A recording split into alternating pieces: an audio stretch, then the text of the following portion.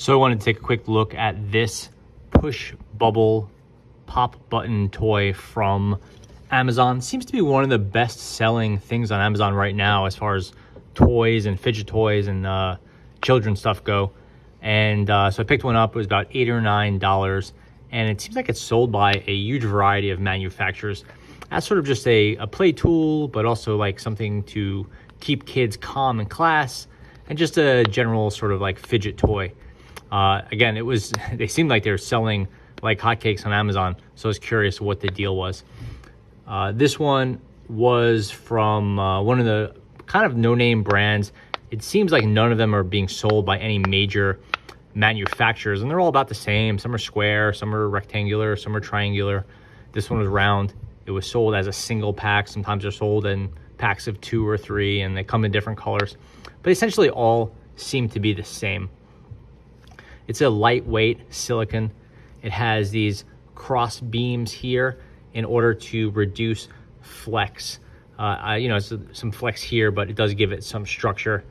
And the point of it is you push these little bubbles in and out, and it's sort of satisfying. And you could push them all in one direction over time, and then just sort of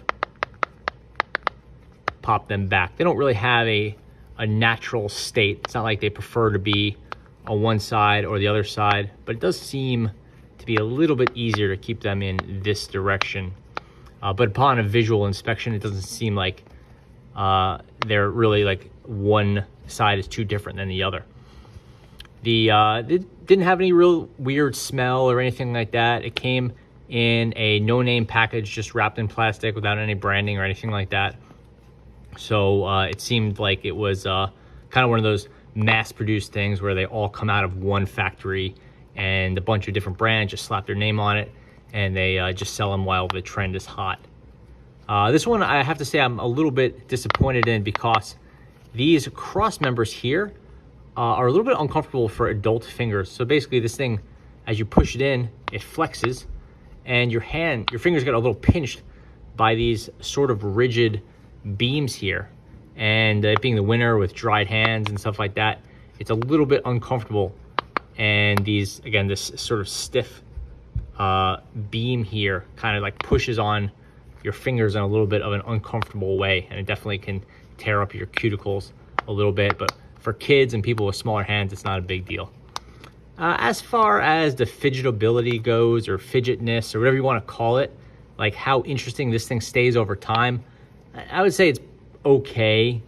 You know, it definitely has a sort of satisfying appeal to it, where like this satisfying thing to it where you could push all these in, and they tend to hold on. Even if you flex like this, they will generally stay where you put them. Then you can kind of just pop them all back together. It's pretty quiet. It'd be a little bit distracting if someone was doing this in class or in a meeting or around their friends, but it's not that bad. And then you could push them in. Again, when you're pushing them in, you could definitely feel your fingers get pinched by these two beams. So that's a sort of unfortunate design. But I'm guessing without these, the whole thing would have been too flexy for the little bubbles to stay where they're supposed to go. Yeah, so I would say it's like kind of like a fidget spinner in that it's satisfying, but over time you kind of get a little bit of tired of it. It's just not a huge amount of variation in what you're doing. I would say fidget spinner and some of the other fidget tools that have come out is probably more satisfying over time, and like sitting there while your code is compiling or doing whatever you're doing, you're on a conference call. This is fine, but not the best of the bunch. On the flip side, these things sell for between $6 and $10, so they're relatively affordable. The fact that it makes some noise is definitely a downside for classes and group settings and conference calls, and it's kind of an annoying noise. It's like it doesn't blend in with the background. It's definitely this sort of popping or dripping that does not sound like something you would expect to hear. As far as how well it's made, I feel like this thing is going to last forever. If anything, I feel like you're just going to throw it out because you're tired of having your cuticles pushed back by these. But again, that will be less of an issue for kids and people with smaller hands. From what I can tell, all the brands that sell these, they're selling the same thing. made probably at the same place or a very small number of places. I haven't seen any brands really excel or sell anything that's special. They seem to be, you know, pretty much universal and about the same price. Anyway, so that's the names vary, so I don't even know what to call it. But it was called the push button pop bubble fidget toy or something like that. Like if you start searching around for that on Amazon and you know, places like that, you'll definitely find it. And I'll link to it in the comments below as well as the notes. So just a quick review of that. I'd say it's interesting, but I'm not particularly impressed with it. And something you probably use for a couple hours or a couple conference calls or a couple classes or whatever, and then get rid of. I'd like to see a smaller version. I'd like to see it without these members, these cross members. I'd like to see it in slightly denser material so that it has some more structure and a little bit more of a satisfying feel to it. That of course would make it louder, but if you're using this on your own while you're watching a movie or just kind of hanging out, then that won't be a big deal.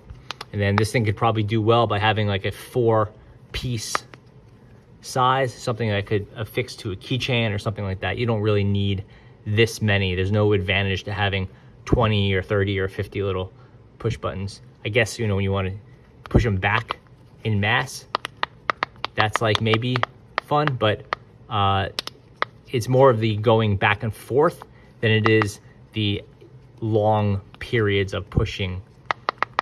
Like that isn't more fun than you know, just pushing them individually back and forth like that. And then lastly, it does pick up some dust and dirt and grime, and it's almost impossible to wash in this thing.